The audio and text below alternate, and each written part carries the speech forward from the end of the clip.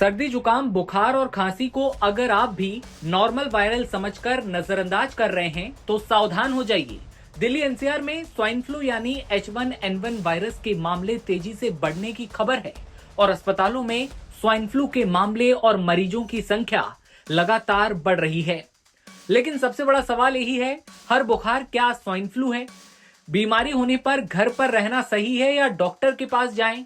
और कौन से लक्षण ऐसे हैं जिन्हें बिल्कुल नजरअंदाज नहीं करना चाहिए? साथ ही वीडियो में जानेंगे स्वाइन फ्लू से ग्रसित होने पर आपको क्या करना है और क्या नहीं करना है।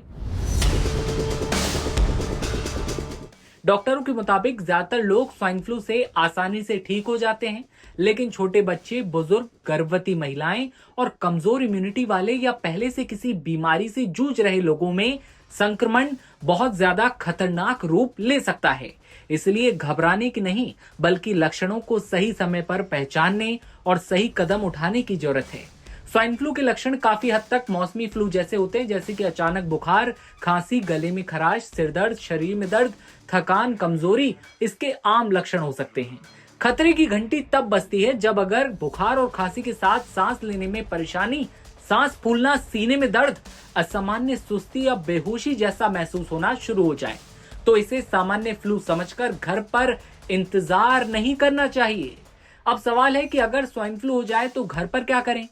हल्के लक्षण होने पर पर्याप्त आराम करें, शरीर में पानी की कमी ना होने दें और बुखार या दर्द के लिए डॉक्टर की सलाह के मुताबिक दवा लें।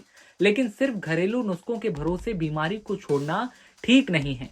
अगर लक्षण लगातार बढ़ रहे हैं तो कमजोरी ज्यादा आ सकती है या सांस से जुड़ी परेशानी शुरू हो रही है तो तुरंत डॉक्टर से संपर्क करें। और एक बड़ी गलती से बचना भी जरूरी है।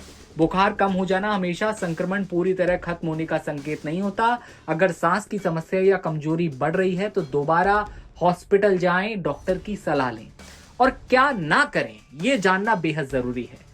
एडवाइजरी में लोगों से अपनी आंख, नाक और मुंह को बार बार छूने से बचने को कहा गया है।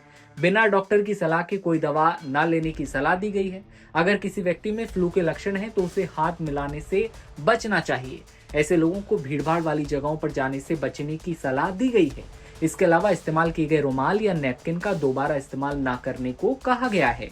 कर्नाटक सरकार ने लोगों से यह अपील भी कर दी है कि घबराएं नहीं, इन्फ्लुएंजा से बचाव के लिए एहतियात जो बताए गए हैं उनका सख्ती से पालन करें। तो साफ समझ लीजिए, हर बुखार स्वाइन फ्लू नहीं है और हर मरीज को अस्पताल जाने की जरूरत नहीं होती। लेकिन सांस लेने में परेशानी, सीने में दर्द, सांस का फूलना, कमजोरी या बेहोशी जैसे संकेत दिखें तो बिल्कुल हल्के में ना लें, डॉक्टर से सलाह लें। सबसे जरूरी, खुद से एंटीबायोटिक या कोई दूसरी दवा शुरू ना करें। डॉक्टर की सलाह के मुताबिक ही इलाज करें। अपनों का ख्याल रखें और देखते रहिए नवभारत टाइम्स। नमस्ते।